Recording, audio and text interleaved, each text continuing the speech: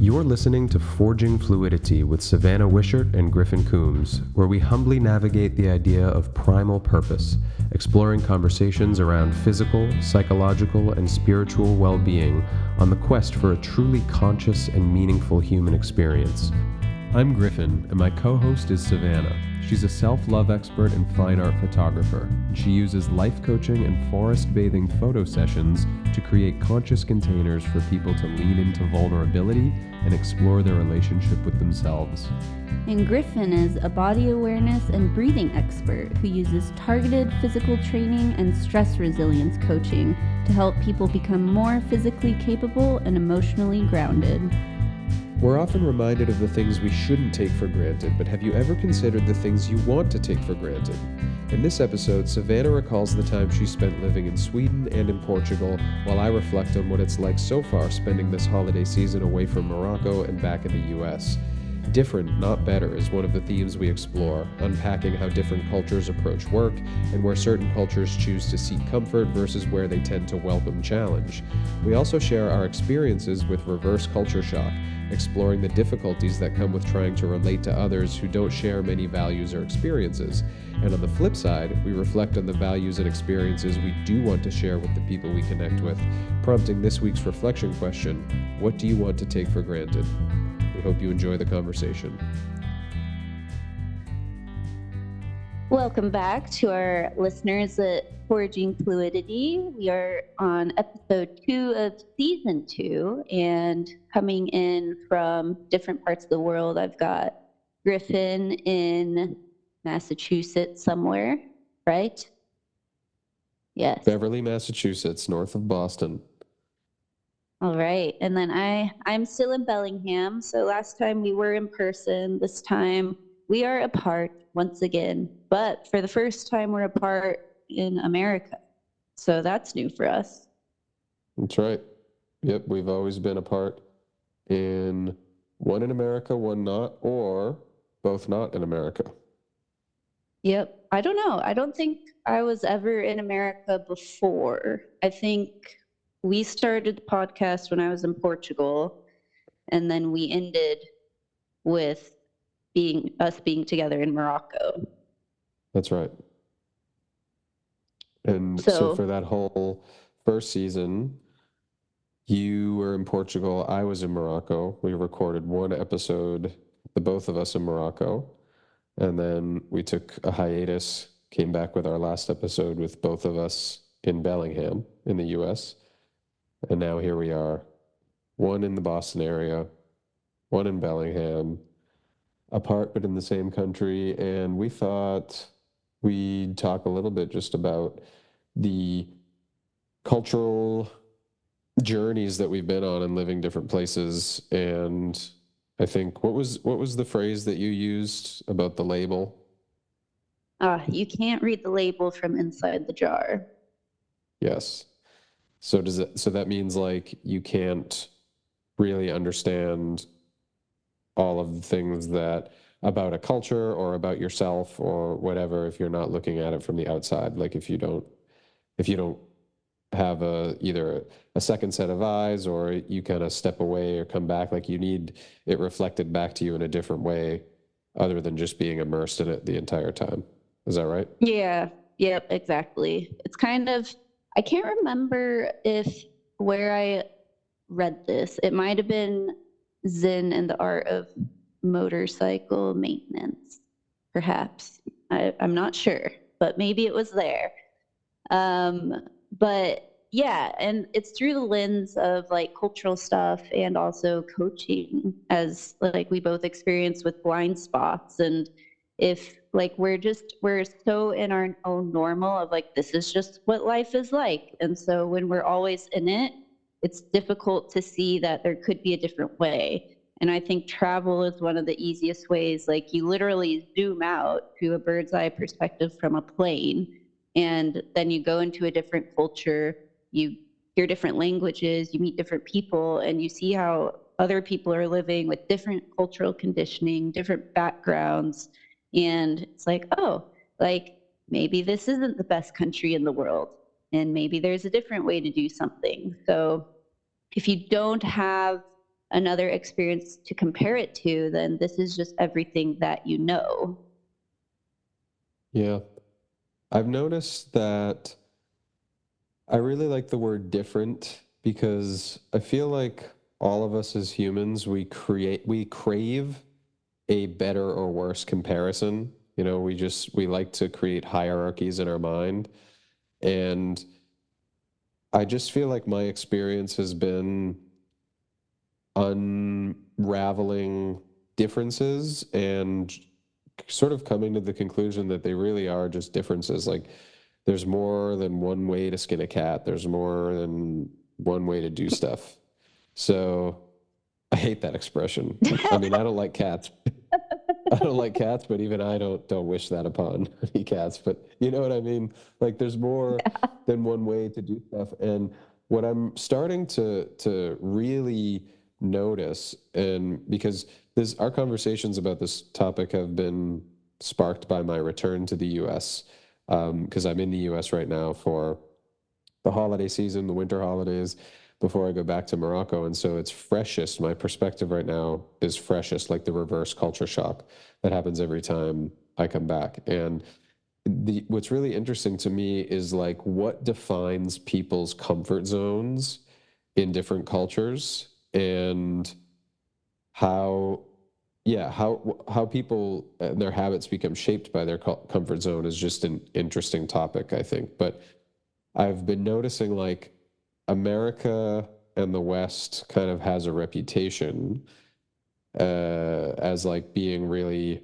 hardworking or really like almost like workaholism, you know, is an American stereotype compared to Eastern Yeah. countries, right? So, especially the Mediterranean, where I live in Tangier, it's like a very laid back, like they don't approach work the same way as you do in the northeast of the US. It's kind of like two extremes. And even within the US, there's a difference. Like I'll talk with people here, or when my dad was visiting, and he highlighted that when you ask someone what to do on the East Coast, then they tell you their job. And if you ask someone what they do on the West Coast, they tell you their hobbies. So even there, like it's That's just so interesting. interesting. Yeah. Yeah. So, yeah, I'm not sure actually, because I guess I've never had that conversation in Morocco. So, uh, or asked that question, like, what do you do in that sense? I'm not sure how somebody would answer, but that's a Hmm. great point. And I think like just to bring it back to the work. So you'd say like the Northeast, the Boston area, very kind of workaholic stereotype. But that doesn't mean that like there are other areas in life that we don't like to work or that we really seek out convenience. And so it just goes back to like it's not better or worse, it's just different. Like we all seek to ease the load some way or another, and we seek for things to be convenient some way or another. So like somebody who's native to Tangier is going to here's a great example. So they're going to seek convenience and a little bit less effort when it comes to like how much time they take to do things. You know, there's like they're not going to rush. They're going to sit down, they're going to enjoy their coffee or their tea. They're not going to take it to go, and then they'll show up to work around the correct time, but there's not huge deadlines on that. And so it's very, and if you were to ask them to work by New York standards, they'd be like, no way. Like that's way outside of their comfort zone or their willingness to adapt to put forth that kind of effort. But somebody who lives in Tangier is no stranger to walking or to going to a million different places to get a million different ingredients for a meal or something. And so if you could like contrast to someone in New York or Boston, it's like inside their comfort zone is waking up, bringing a coffee to go, going right into work, working a really long work day and just prioritizing all of that. And then, but like a lot, especially in suburban America, they have no problem doing that. But then if you ask them to like walk down the street instead of drive somewhere, it's like, whoa, no, that's no way. If I can't get in the car and drive, I'm not going. So, Yeah. It's like, where do you apply your convenience? right, exactly. Yeah. So, and that's really just what I'm realizing it is. It's not one culture's lazy and the other's not. It's just like we all choose where we try to be lazy and where we're comfortable working a little bit harder. And it's just going to be different from culture to culture. Hmm. And that makes me think of like how you described Tangier with that is another conversation that we had about Italy. And so Italy feels very similar in there, like it's La Dolce Vita. So it's or there's another phrase, something about the sweetness of doing nothing. And I just think like I remember hearing about how Italy is very good at feeling into pleasure, whereas America is Mm. very good at entertainment. And there's that difference. Like we don't really just like give ourselves permission to relax and to feel good, but we lean more into distraction. Yeah, I've definitely noticed that as well. Although I do think other cultures are have their own versions of distraction as well. Um, but I would say, yeah, the where other, let's say where other cultures indulge, let's just use that word, is more what I've experienced anyway in Morocco and Spain, all around the Mediterranean, where I spend a lot of time, that is more centered around savoring the moment and taking one's Hmm. time, and then it is kind of, yeah, kind of distracting yourself with entertainment, because you can still, if you're not present, you can still rush through the things that are supposed to be leisure. Like you can still, and you could just, you could suck down a coffee and then really quickly eat your breakfast, and it's like, yeah, you're doing all these things, but are you actually enjoying any of them? I'm not sure. Mm, yeah. Whereas you could have way fewer things, just one tiny cup of coffee, let's say, but the amount that you savor it can make it more pleasurable than having the most elaborate coffee, breakfast, whatever you do in the world, just because of the way that you approach it. Yeah. And coffee is an interesting one. I think it's so diverse across different cultures. Like, I don't know. I do like to have multiple cups in the morning, and I do feel like I savor it, but I could savor it more. And I'm also okay. Like, I enjoy going for an autumn walk and having a coffee wherever I'm walking, or just multitasking with it. But then, like in Italy, people will just have like an espresso at the counter. And then in Sweden, you have fika. So you have a coffee shared with a friend, and that's kind of like a social bonding moment. And so I guess what would the typical Moroccan coffee experience be? Great question. It's usually, believe it or not, I see more people alone drinking coffee than anything else. So it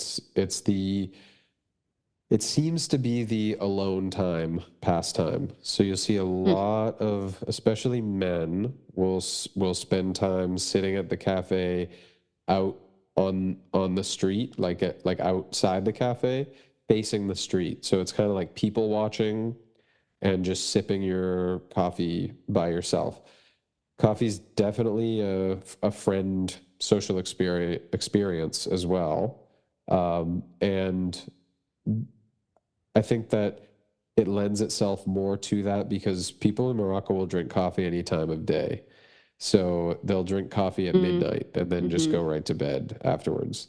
So it's not just a morning. I mean, people do that here too, like an afternoon coffee, but we're talking literally be into the late hours of the night. It's still coffee because it's not really an alcohol culture because of the religious restrictions on it. So when people go out at night, they stay out really late, but they don't drink alcohol out in public, so it's juices and coffees.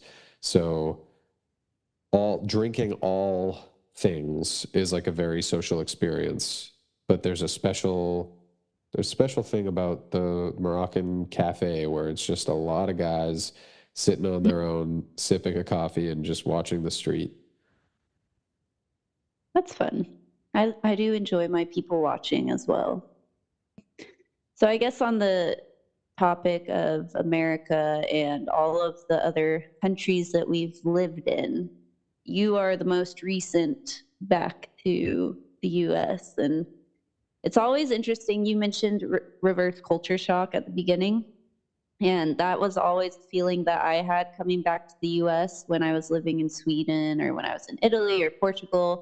And it just felt so, I don't know if shocking is the word, but it just always caught me by surprise of how much I felt like I didn't belong. And that kind of, like when I was in Sweden, I also felt a feeling of not belonging because I wasn't born into the cultural roots that were there. And the longer I was there, the more I felt that I just never would fully fit in, just because, like, if you move to another country, you are lacking that foundation. And that's a very normal feeling. But then I'd go back to the US and then I'd remember, like, oh, I never felt like I belonged here either, even though I was born here. And it just always felt like, since I was 11, I felt like I just had different values from what I experienced like amongst my peers at school and saw in culture and media. And I still feel that way. Bellingham is a little bit different, but there's just something. I remember when I first got here, I was just writing about stuff. I was like, I feel more European than American. And there's just a weird, awkward in between spot that I feel with myself. So, is there something with your reverse culture shock this time around that you really have noticed? No. And that's because I've come back so many times where I've come to expect it. But the Yep. first few times I came back, so I've been living in Morocco since 2017, so just over 7 years. And I remember, and I later found out that there's a term. I don't remember what the term is. I think they have it I read there's a term in another language that specifically means the feeling of being an expat and not feeling like you belong to any culture. And Mm. it resonates so much. And I think that it was when your world opens up, and I don't mean this to sound pretentious, like my world's open and everybody else's is closed. But what I mean by that is just when you, like you mentioned at the beginning of the episode, when you have an understanding of there's another way to do this, and I had no idea. And there's like people who think completely differently, and there are people who speak a language that has nothing to do with English, and they can still speak English, or maybe they don't speak English, but they try. And the whole narrative of what we're supposed to do with our lives is just, it doesn't matter when you go somewhere else that doesn't share that narrative. You know, like if you, again, if I'll just, using work and career is just a really easy, straightforward example. But it's like not everyone's goal in Tangier is to climb the corporate ladder. And I know it's not everyone in America's goal either, but it's just not even the dream that they were ever sold over there. So the entire way that you shape what your life is supposed to look like as you grow up is completely different.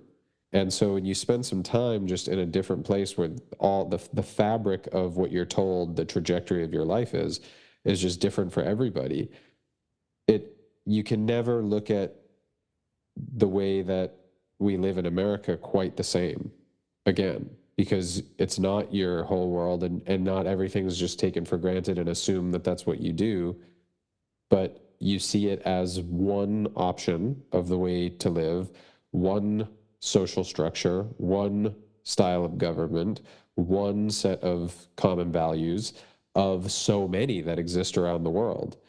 And so the hardest part for me is coming back and being able to relate to people who Mm. are very intertwined in those common values or ways of doing things. And it's not, again, I don't want this to sound pretentious because it's not a good or bad thing. It's just a different thing. And it's just the way that I relate to the world. It's hard for me to relate to kind of suburban America, uh, just, goals or values, or, like, I don't own a house. I'm not planning to own a house in America. And when there were a few years ago where a lot of people that I knew growing up with, like, that was their thing, their whole Yep. entire world was just like, I got to get a house. Now's the time to buy a house. I need to buy a house. That's the thing. And so I'm sure if I had never left, I'd probably possibly be in that trajectory as well. And I'd be able to relate to them. And, you share the struggle, you share the experience with a bunch of people. It's like, that's the world that you live in. That's how you connect. And that's just a huge thing that I wasn't able to connect or relate to anybody about. And there's things that I care about, um, speaking a different language, or for example, like, that other people here just don't care about.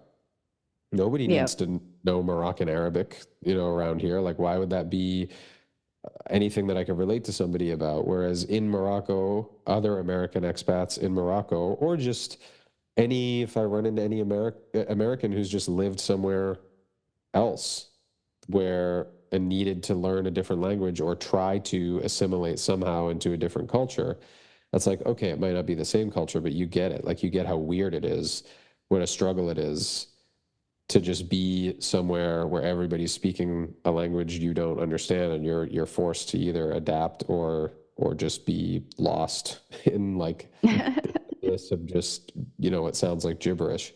So just things like that, just to rein this in, because I know I could go on forever about it. It's just about like, what you care about, what you're trying to do with your life now, that shapes the conversations you have with people and how you relate with people. And when you're living in a completely different culture, those things aren't going to be the same, or it's going to be harder to find people who relate to them, if that makes sense.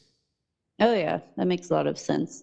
I think with the whole thing about like the importance of buying a house and just the focus on the work culture, it does feel like that's something that I felt that I kind of lost myself in a little bit here, is that when I was living abroad and when I was going back and forth a lot, I would just naturally be surrounded with people who, whether like online in a remote way or in person, but I'd be surrounded with people who are really focused on self-development and really focused on entrepreneurship. And they were just like creating life on their terms. And I don't know why it happened that way, but that was just like the natural circle that I would always be in.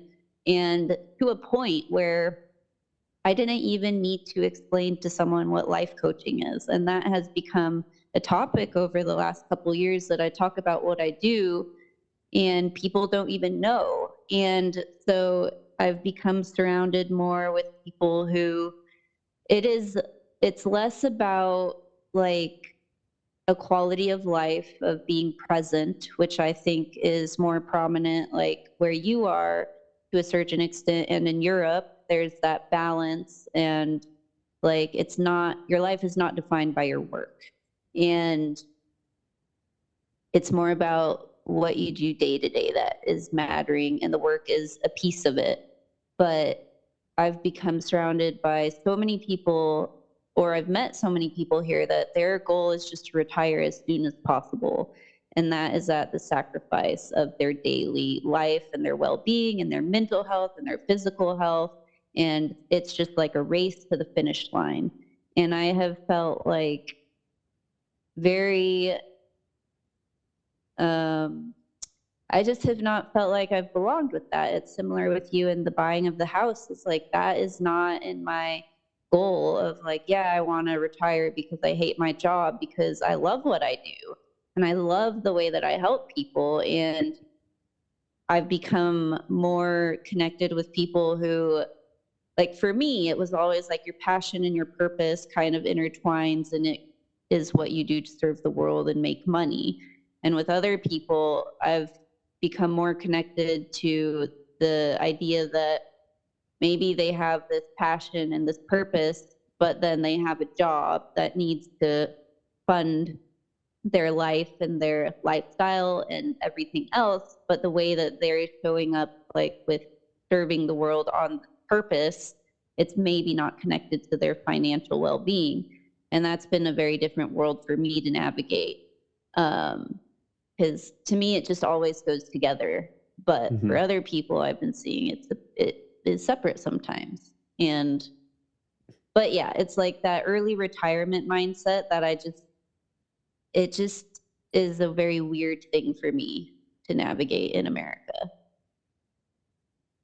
So it sounds like this is coming, we might have mentioned this in the last episode, back to the idea that you choose the people that you surround yourself with. You choose your friends, your family, the conversations that you have regularly, and the things that you want to take for granted and not take for granted. Meaning, if you're in a community full of life coaches, you're all going to take for granted, in a good way, take for granted that you know what life coaching is. And if you pull yourself out of that community, then you can't take that for granted anymore. And so the same thing, when I'm in Morocco, I can take for granted that everybody has sensibilities about like multilingualism. But here, it's, it's not the same. It's like speaking any language that's not English is just out of the norm. So it sounds like for you, it's the similar, which would be like the early retirement. It's like you could get into a group of friends where early retirement is almost like a thing you take for granted. Like, yes, that's all of us hanging out together. That's in everybody's sights. That's everyone's goal. And if you step out of a group of people who share those values or that goal, it's a totally different world. So the question that I would pose to myself and to maybe our listeners is like, what types of people do you want to surround yourself with? What types of things do you want to be able to take for granted with the people that you surround yourself with? I like that. What do you want to take for granted? Right? Like, wouldn't, you'd want, like, I would want to be hanging out with a group of people where regular physical activity is just assumed, is taken for granted. Of course we do that. Of course we take care of our bodies. Of course we move in some way. And where I want to be able to take that for granted.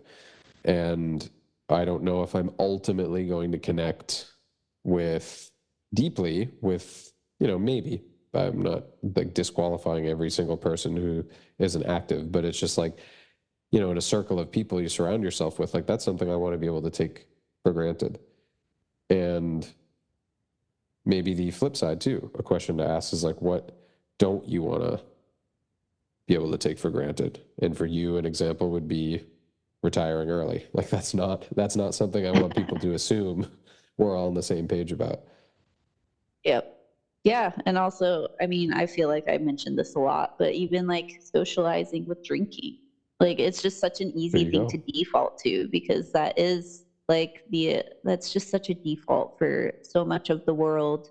And so, as you said, like, and I was pretty good at this when I was in Sweden. I'm also pretty good at it here.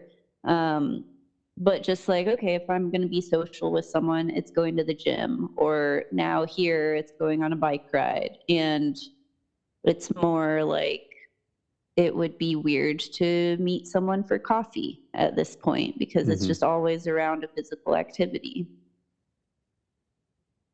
Is that something that you enjoy being able to take for granted?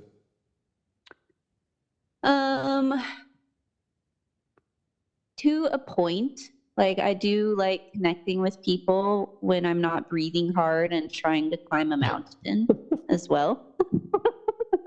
Like I think it could be nice to go have coffee with someone, but at the same time, I think about like who I don't know if there's anyone that I would really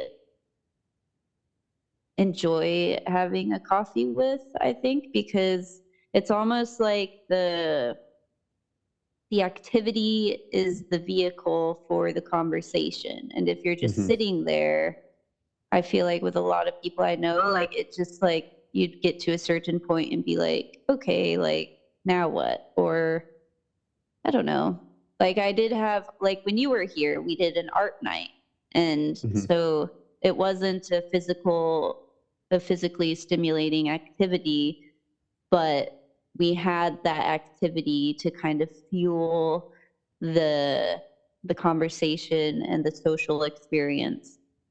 So I guess now I'm kind of questioning myself as I'm talking about this because in Sweden, like you would have fika with someone and that would be a coffee and a pastry, but that's a city environment and I didn't see those people very much. And now I'm in a more like small town environment where it's very nature focused, activity focused, and you see people more regularly. So perhaps a coffee kind of social experience is reserved for those people you see once a month or something, and it's Mm-hmm. a catch up. I don't know. Yeah, well, you'll have things to talk about. And if it's like if you're Yeah. just meeting somebody just for the sake of meeting them and maybe you don't know them very well, I think the activity is a great catalyst for conversation. Um, but also, yeah, just having coffee, if it's somebody that you know better or somebody that you know that you're going to have something to talk about, um, then it's just something to do while you're talking. You know you're going to talk anyway. But yeah, it's fascinating, and as we look to wrap this up already, it's already been half an hour. Can't believe it. Um, but I think that that question of again, what do you want to be able to take for granted? I think is really important. I hope it's really important because I just came up with it a few minutes ago, but it just was. That's why I love these conversations because it starts with just, oh, what's it like being back in America, living in Morocco, but it really kind of crystallizes into this overarching theme of just what are who are the people we surround ourselves with and how we end up in boxes created by the relationships that make up our everyday and the things. Yeah, we can just forget a lot of things, we can stop being exposed to a lot of things, and we can take a lot of things for granted, for better or for worse. So Yep. that is what I will leave the listeners with before I turn it over to you for any last parting words you have, is what do you want to be able to take for granted, and seek the people with whom you can take that for granted together. I love that. That is perfect ending. So you want to take for granted. Like I feel like we should answer these for ourselves. Um, you want to take for granted moving with people in activity. So a physical movement focused social situation. Yeah, I think I just want to take for granted that the people that I'm surrounding myself with regularly are familiar with being active regularly. Yeah. Do you want them to be more like peers kind of, or do you want it to be a group of people or individuals who like maybe they're a level ahead of you in some ways so they can kind of like encourage you to push yourself to that next level? Or is it a maintenance? I would say both. I mean, I don't know. I haven't. That's why I say it's a question I got to pose to myself because I haven't. I don't think I'll be able to answer it fully. But I'm just thinking about whether it's in I look up to you and I'm inspired by you to push myself more, or whether it's peer to peer. It's just more about just speaking generally that like the people that I want to surround myself with on a very regular basis are not the people who don't know what I'm talking about if I talk about what it felt like to have a really invigorating workout, or, you know, that I walk somewhere as a normal thing, you know, or what it's like to be sore, or how good it feels to be strong, or different types of physical activity. You know, somebody who just doesn't engage in that at all and wouldn't know what that feels like is just not the energy that I want to be around. That's kind of what I'm getting at. I'm not sure I am holding interviews for people to take for granted physical activity with, but if I do, I'll specify if I want them to be my superior, my mentor, or my equal. Oh, perfect. So if you And are, other things like, you know, like multicultural, like an appreciation for culture or an exposure. At least you've traveled. You know, I really connect with people who have at least an interest or curiosity around other cultures. And there's I'm sure there's a million others, but I have to reflect on it. So maybe you can name one or two of what you would like to take for granted with people. yeah. I think also the cultural piece is important. Like when I was first here, I forget Bellingham is a small town because there's pieces of it that feel like it shouldn't feel that way.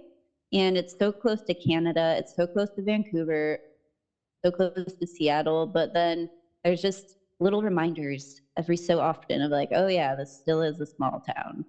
And the when I was first here, I was around a lot of people that just were like, yeah, America's the best country in the world. And I was like, but it's not. And they didn't have the perspective of living somewhere else and like even the curiosity to do so. So that is something that I've integrated a little bit more into my life over the last month, is people that have a broader experience, an appreciation of that, like the contrast. And like, as you talked about in the beginning, that things are different. They're not better or worse. It's just different. And appreciating those differences for what they are. Um, that's one thing. But the other thing I think is just that uh, curiosity, like behind self-development, and just not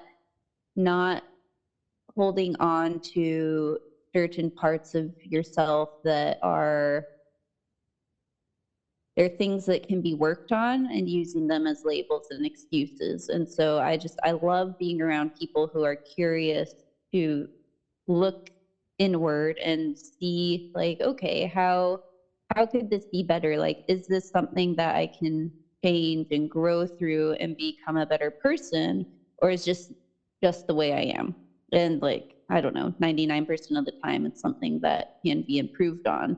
And just having that, yeah, the curiosity is that main thing, and kind of being able to turn the gaze inward, have the awareness, and to be able to reflect it outward and kind of like read the room and to meet people where they're at, and to kind of like have the self-awareness to come into situations with different people in different ways. And I don't know, and just be curious about like growing. Like I always am like, okay, how can I improve at this? And maybe that is exhausting for some people, but I don't see another way of living life. And that's why different strokes are for different folks, different groups, different people. Yeah, you want to surround yourself with your people. There's no one type of people. So Yeah. that was great. I absolutely love that and appreciate that a lot. So if you were listening to this, let us know. Send us a DM on Instagram and tell us what you want to be able to take for granted in the people that you surround yourself with, whatever it may be. It doesn't have to be like us. It could even be in direct opposition to us. Whatever it is that's on your mind that you know you want to have in common with the people you surround yourself with. And with that, we'll leave it here. We thank you guys for listening so much. And if there's ever a topic for a future episode that you would love us to talk about, don't hesitate to reach out to us in the DMs with that as well. You can find me at the North Star Body. And you can find me at Primal Revolutions with an S. Until next time. Until next time.